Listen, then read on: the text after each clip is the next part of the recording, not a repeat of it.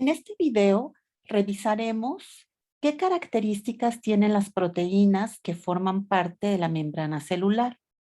Recordemos que las membranas biológicas están formadas por tres moléculas que son los lípidos, los carbohidratos y las proteínas. En esta tabla se muestra la cantidad en porcentaje de cada una de ellas. Los lípidos y las proteínas son las más abundantes y en menor cantidad los carbohidratos.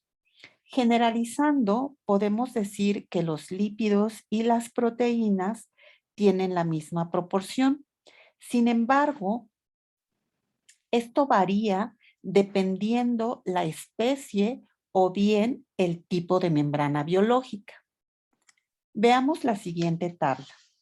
En esta se hace una comparación de las cantidades de proteínas y lípidos presentes en las membranas celulares de 5 diferentes especies.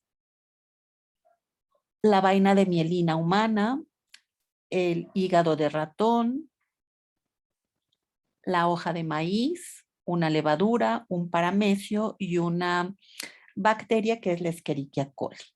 Entonces podemos ver el porcentaje de proteína y el porcentaje de lípido, que aquí lo desglosaron en fosfolípidos, esteroles y otros lípidos como son los galactolípidos, plasmalógenos o otro tipo de esteroles.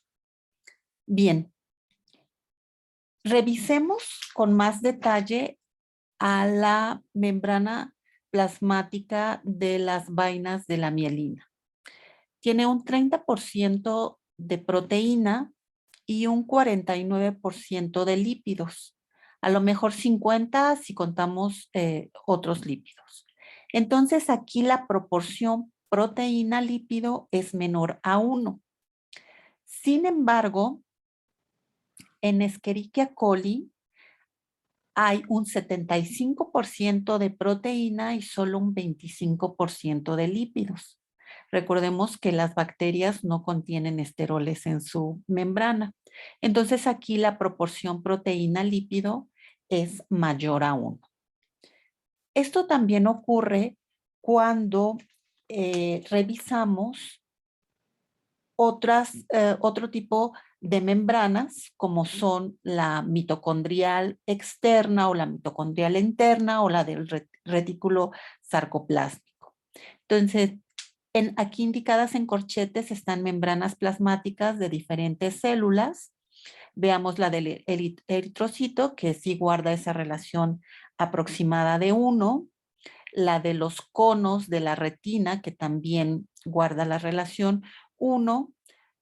La del hígado, que es menor a 1, pero veamos la de la mitocondria, la membrana mitocondrial interna, que tiene una relación de 3.2, es decir, que hay mucha más proteína que lípido.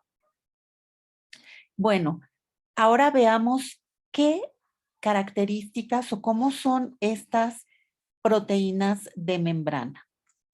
Las podemos clasificar, o más bien podemos tener tres familias de proteínas de membrana. Aquellas que son integrales, periféricas o bien covalentemente unidas a lípidos. Las proteínas integrales se caracterizan por interaccionar con la parte hidrofóbica de la bicapa. Y estas pueden atravesar la bicapa o bien interaccionar solo con una parte de esta.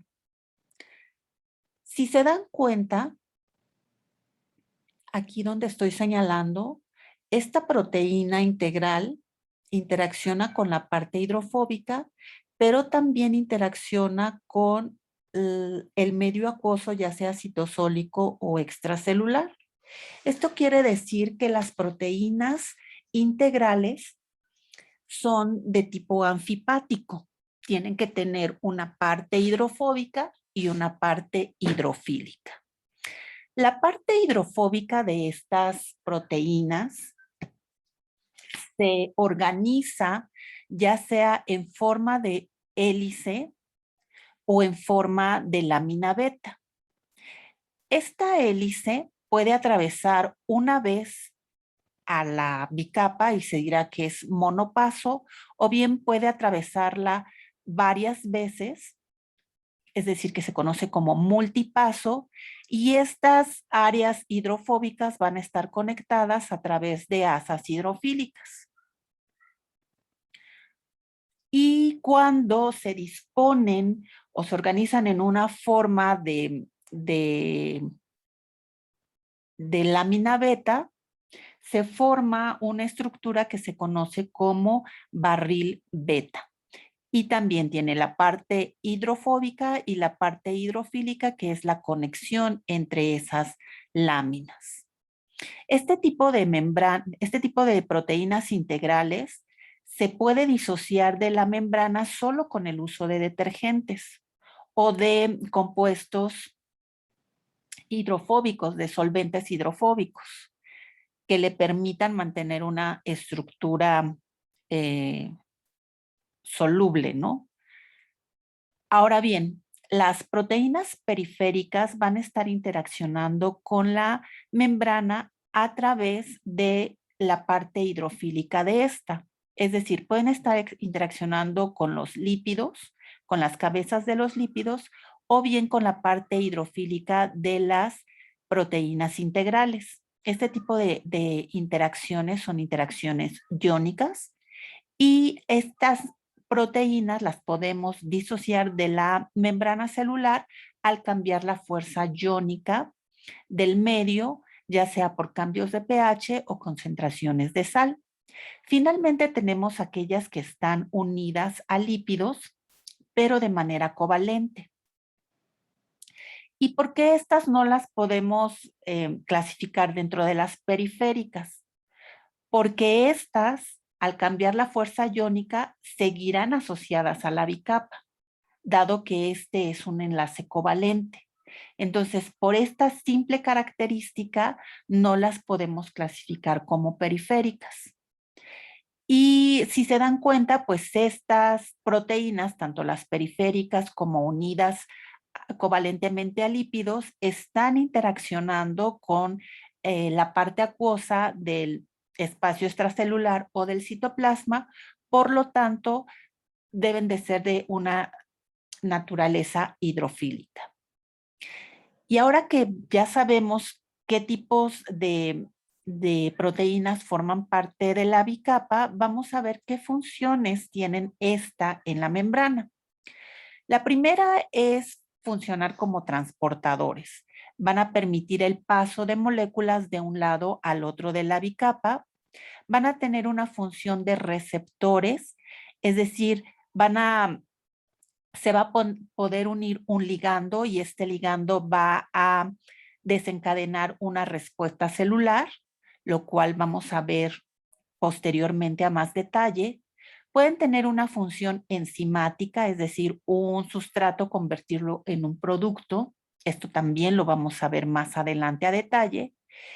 Y pueden funcionar como ancla, es decir, que diferentes estructuras, gracias a estas proteínas, van a estar también asociadas a la membrana, como es el caso del citoesqueleto o, por ejemplo, de la matriz extracelular o del peptidoglicano en bacterias.